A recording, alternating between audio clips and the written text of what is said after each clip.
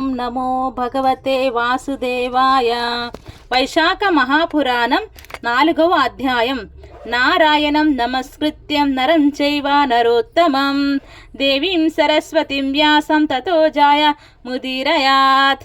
వైశాఖ ధర్మ ప్రశంస. నారద మహర్షిని అంబరీష మహర్షి వైశాఖ మాసమున చేయవలసిన చేయదగిన ధర్మమును దయయుంచి వివరింపుమని కోరెను. అప్పుడు నారద మహర్షి ఇట్లనను: అంబరీష మహారాజా, నీకు గల ధర్మాసక్తికి మిక్కిలి సంతోషం కలుగుచున్నది. వినుము. నూనెతో తలనంటుకొని చేయు అభ్యంగ స్నానము, పగటి నిద్ర, కంచు పాత్రలో భుజించుట, కంచు పాత్ర కాక మరి ఒక పాత్రలో భుజింపవలనని నారదుని ఉద్దేశం కాదు. వ్రతమాచరించు వారు పాత్రలో కంచములో భుజింపరాదు. అరటి ఆకు, విస్తరాకు, తామరాకు మున్నగు ఆకులయందు భుజింపవలెను. నారదుని అభిప్రాయం ధనవంతులు బంగారం వెండి పాత్రల్లోనూ సామాన్యులు కంచు పాత్రల్లోనూ ప్రాతకాలమున వెనుకటి దినములలో భుజించేటివారు. మంచముపై పరుండుట, గృహస్నానము, నిషిద్ధములైన ఆహారములు, ఉల్లి మొదలైన వానిని భుజింపకుండుట అని 8 వైశాఖ మాస వ్రతం చేయువారు మానవలెను. 2 మార్లు భుజింపరాదు. పగలు మాని రాత్రి యందు భుజింపరాదు, అనగా పగటి యందు భుజించి రాత్రి భోజనం మానివేయవలను. వైశాఖ మాస వ్రతమును పాటించువాడు తామరాకున భుజించిన పాప విముక్తుడై వైకుంఠమును చేరును.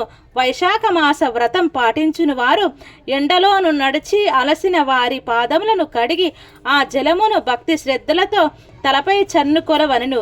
ఇది ఉత్తమమైన వ్రతము. మార్గయాసమనందున ఉత్తమ బ్రాహ్మణుని ఆదరించి ఉత్తమ మాసమని గుర్చుండబెట్టి వానినే శ్రీ మహావిష్ణువుగా భావించి వాని పాదుకలను నీటిచే కడిగి ఆ పవిత్ర జలమును తలపై చల్లుకొనిన వాని పాపములన్నీ పటాపంచలై నశించును. ఆ జలమును తలపై జల్లుకొనిన గంగా మున్నగు సర్వతీర్థములయందు స్నానము చేసిన పుణ్యఫలం సిద్ధించును. విష్ణు ప్రీతికరమైన వైశాఖమున నదీ తటాకాది స్నానము చేయక తామరాకు మున్నగు ఆకులయందు ఆహారం భుజింపక విష్ణు పూజమును లేక కాలము గడిపిన ప్రాణి గాడిద కడుపున పుట్టి తరువాత జన్మయందు కంచర గాడిదగా జన్మించును. ఆరోగ్యవంతుడై ఉండి దృఢ శరీరం కలిగి స్వస్థుడై ఉన్నను వైశాఖమున గృహస్నానము చేసినచో నీచ జన్మనందును. వైశాఖమున బహిస్నానము నదీ తటాకములలో చేయనివాడు 100 మార్లు శునక జన్మమునందును. స్నానాదులు లేక వైశాఖ మాసమున గడిపినవాడు పిశాచమై ఉండును. వైశాఖ మాస వ్రతమాచరించినప్పుడే వానికి పిశాచత్వము పోయును. వైశాఖమున లోబి అయి జలమును అన్నమును దానమును చెయ్యనివాడు పాప దుఃఖముల నెట్లు పోగొట్టుకోలేడని భావము. శ్రీ మహావిష్ణువును ధ్యానించుచు నదీ స్నానమును ఆచరించిన వాడు గత 3 జన్మలలో చేసిన పాపములు కూడా పోగొట్టుకొనును. ప్రాతకాలమున సూర్యోదయ సమయమున సముద్ర స్నానం ఆచరించినచో 7 జన్మలలో చేసిన పాపములు పోవును. జాహ్నవి, వృందగంగా, కలింద, సరస్వతి, కావేరి, నర్మదా, కృష్ణవేణి అని గంగానది 7 విధముల ప్రవహించి 7 గంగలుగా ప్రసిద్ధి నందినది. అట్టి 7 గంగలలో ప్రాతకాల స్నానమున వైశాఖమున చేసిన 1,000,000 జన్మలలో చేసిన పాపములను కూడా పోగొట్టుకొనుచున్నురు. దేవతలచే నిర్మితమైన సముద్రాదులందు స్నానమును వైశాఖ మాస ప్రాతకాలమున చేసిన వారు సర్వ పాపాలను నశించి పుణ్యప్రాప్తి కలుగును.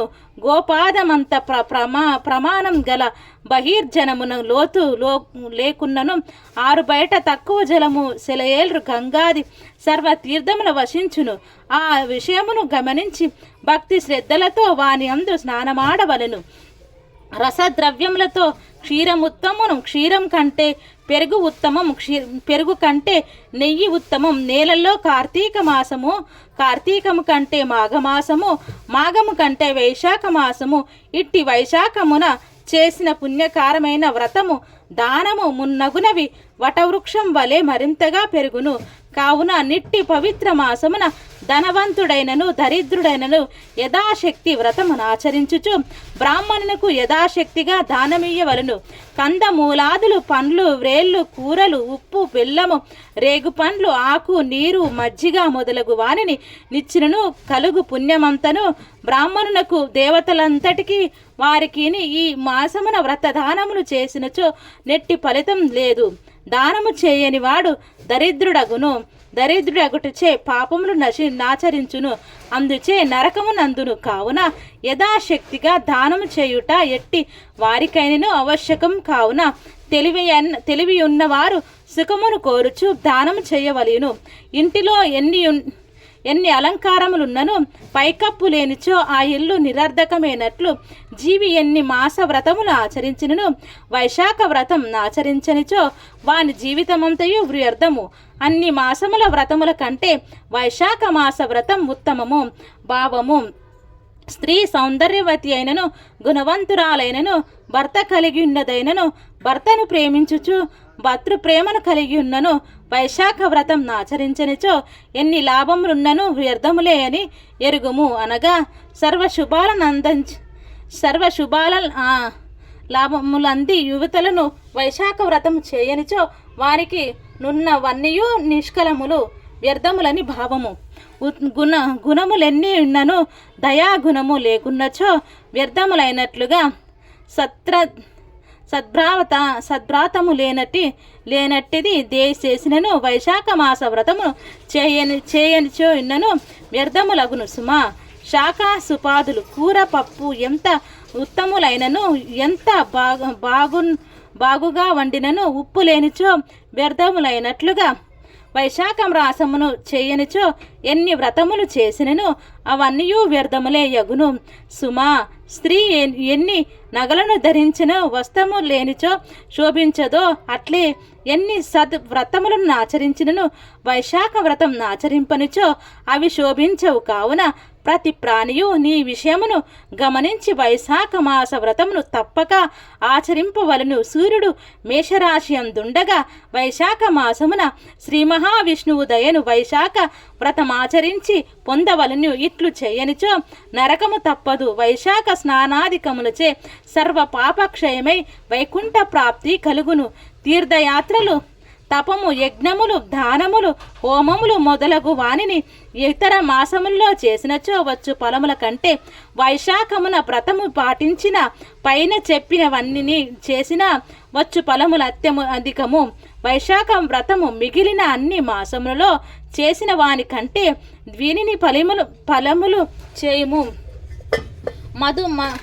మదమత్తుడైన మహారాజైనను కామకుడైనను ఇంద్రియలోలుడైనను వైశాఖ మాస వ్రతం ఆచరించినతో వైశాఖ స్నాన మాత్రమునచే సర్వదోషములు నశింపజేసి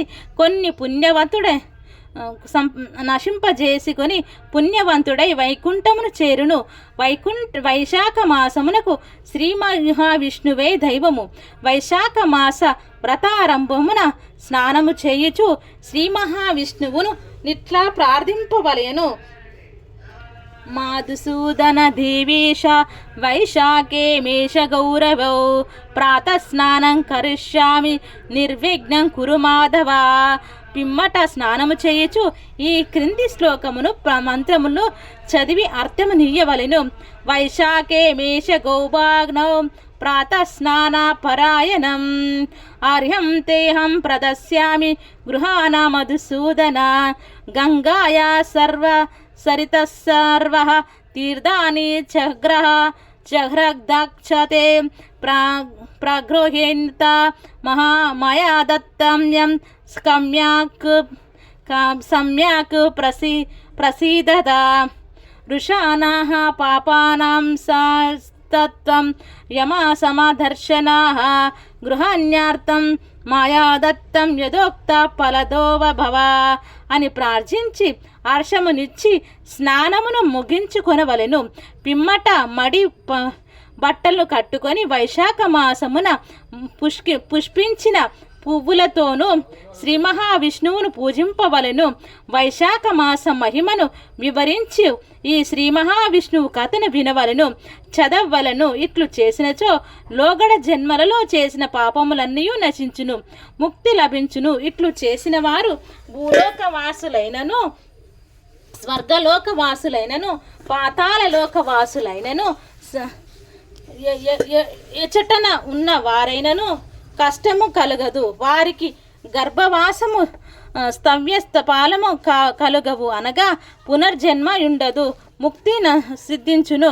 వైశాఖమున కంచు పాత్రలో భుజించువారు శ్రీ మహావిష్ణువు సత్కథమును విని వారును, స్నానము దానము చేయని వారును నరకమునికే పోదురు. బ్రహ్మహత్య మున్నగు పాపములకు ప్రాయశ్చిత్తం కలుగుదు. కానీ వైశాఖ మాస వ్రాత స్నానం చేయని వానికి పాపములు ప్రాయశ్చిత్తములు లేదు.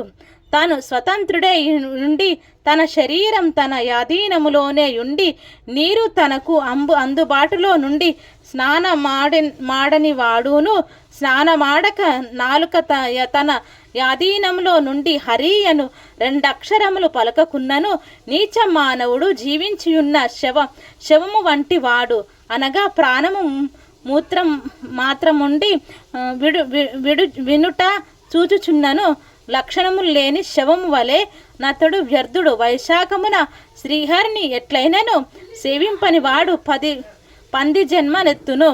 పవిత్రమైన వైశాఖ మాసమున వైశాఖ వ్రతమును పాటించుచు ప్రాతకాలమున బహిస్నానము చేసి తులసీ దళములతో శ్రీ మహావిష్ణువు నర్చించి విష్ణు కథాశ్రవణం దానము చేసిన వారు మరు జన్మలలో మహారాజులై జన్మింతురు. పిమ్మట తమ వారందరితో కలిసి శ్రీ మహావిష్ణు సాయుధ్యమును అందుదురు. శ్రీ మహావిష్ణువు నిశ్చలమైన మనస్సుతో సుగుణములతో నిర్గుణములతో భావించి పూజింపవలెను సుమా. కార్తీకైతి వైశాఖ మహాపురాణం 4వ అధ్యాయం సంపూర్ణం. సర్వం శ్రీ మహావిష్ణు అర్పణమస్తు. ఓం శాంతి శాంతి శాంతి.